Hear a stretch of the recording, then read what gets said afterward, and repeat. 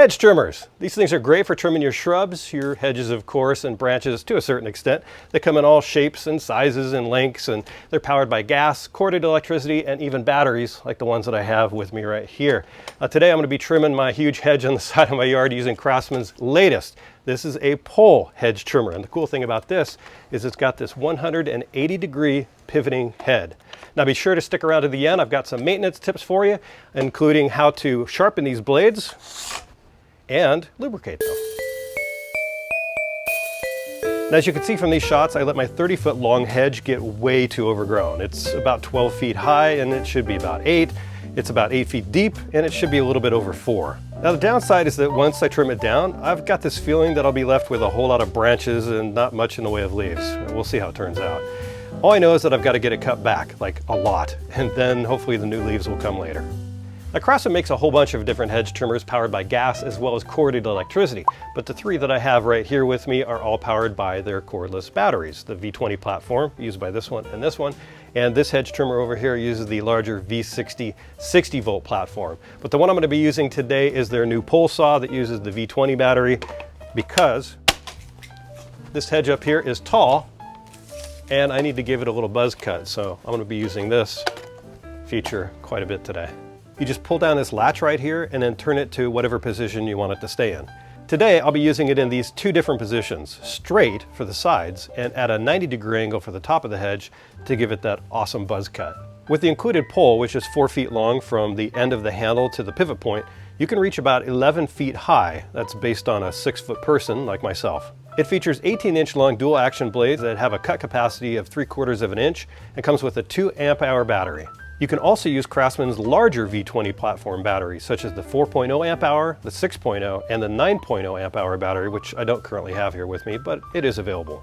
All right, now that you know what I'll be using to trim my hedge today, let me show you Craftsman's more traditional hedge trimmers like this one right here and the V60. Also based on the same V20 battery platform, this hedge trimmer has longer 22-inch blades, offers the same 3/4 inch cut capacity, but it also has an extra saw at the end. They call it a power saw that allows you to cut thicker branches up to 1.5 inches in diameter. Its bigger brother, based on the larger V60 60-volt battery platform, has even longer 24-inch blades and greater battery power and capacity. So what are the main differences between the two regular hedge trimmers? The V20 comes with a 2 amp-hour battery, while the V60 comes with a larger 2.5 amp-hour battery. The V20 weighs in at just under 8 pounds with a battery, while the V60 is just under 10 pounds. Both have the same cutting capacity, 3/4 inch, and able to cut branches up to 1.5 inches thick with their power saw. The V20 is great for most, but if you've got a larger property or just a lot of hedge work to do, the V60 is the way to go. Both are great for hedges, shrubs, and branches. Now the benefits of both are that there's no gas, there's no cord, it's lighter than a gas trimmer, but a little bit heavier than a corded electric trimmer. They're easier to assemble and store, and the V20 battery as well as the V60 battery are both interchangeable with many other Craftsman tools.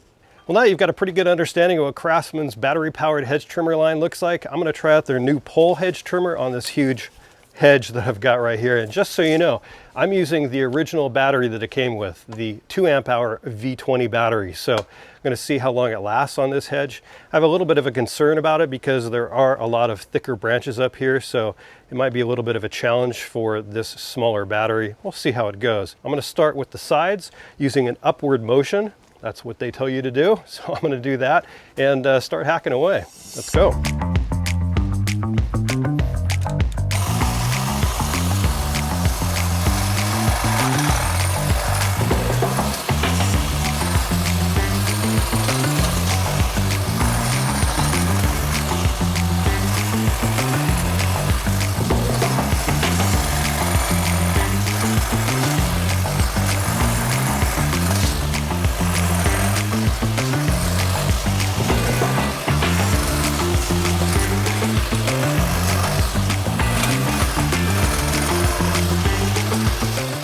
Looking pretty good, huh? Let's go 90. A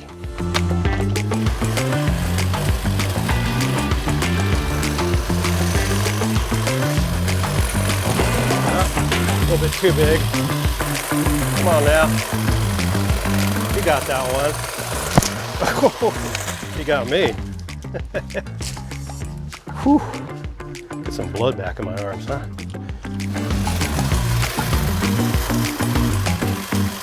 I'm gonna do a little bit more cleanup of the sides here.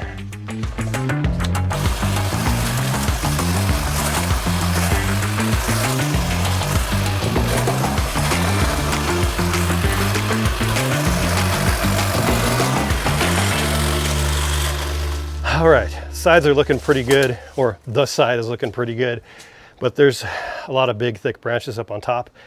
So I think they're too thick. The diameter is too thick, so I got to get a chainsaw actually to probably cut those off and then do some more trimming. So I'm gonna go do that and then come back and polish it up. It's looking pretty good though.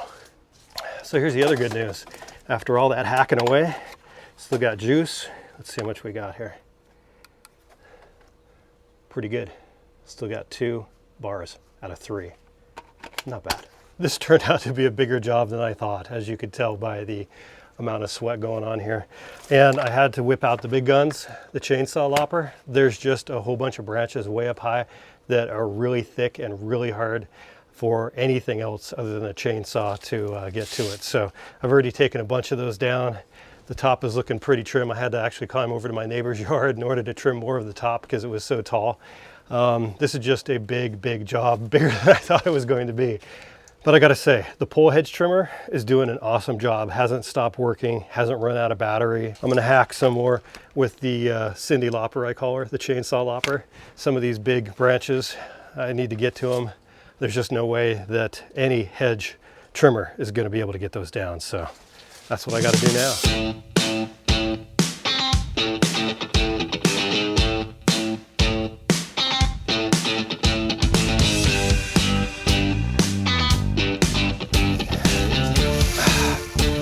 All right, I think that's enough for today. I'm a little wet and my arms are a little sore. This is a bigger job than I ever thought it would be. So I'm gonna take a break for today, come back tomorrow, polish it up a little bit, and give you some closing thoughts and some tips on some maintenance for these things.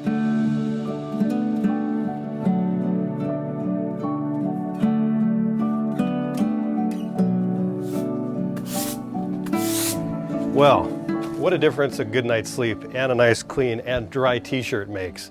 I've got a little bit more cleanup to do out here, but before we wrap this up, I want to talk to you about maintenance, that is lubricating and sharpening of the blades. All right, for cleaning your hedge trimmer, what Craftsman recommends you do is just blow some air through the side vents in there just to keep the debris out after each use. And for cleaning the blades, just use a towel moistened only with water and some mild soap. I use a microfiber instead of a terry cloth because there's no huge fibers to get stuck in those blades. Now, also according to the manual, when it comes to lubricating, what they recommend is using a resin solvent. So what is a resin solvent? It's a spray cleaner and lubricant for dissolving resin and rust and protecting it from corrosion. What I've used in the past is bar and chain oil. I've used the silicone lubricant, which has Teflon in it as well, or a 3-in-1 oil. Any lightweight machine oil will also do a pretty good job. I've also heard of people using PAM or cooking oil, but using anything is better than nothing. You need to keep those lubricated and run the blades a little bit back and forth.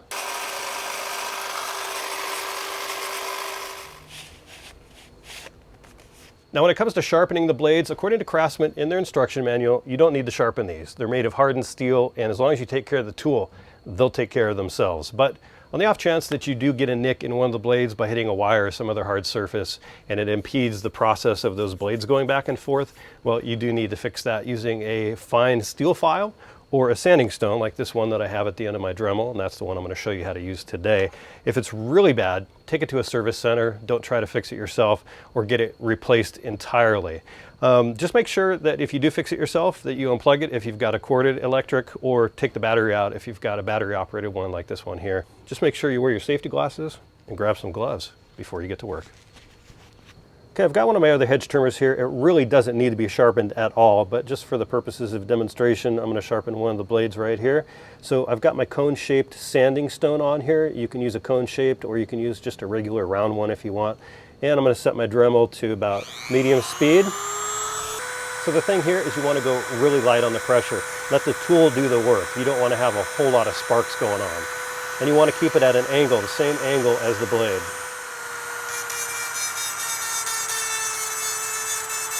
Just light pressure. Let the tool do the work.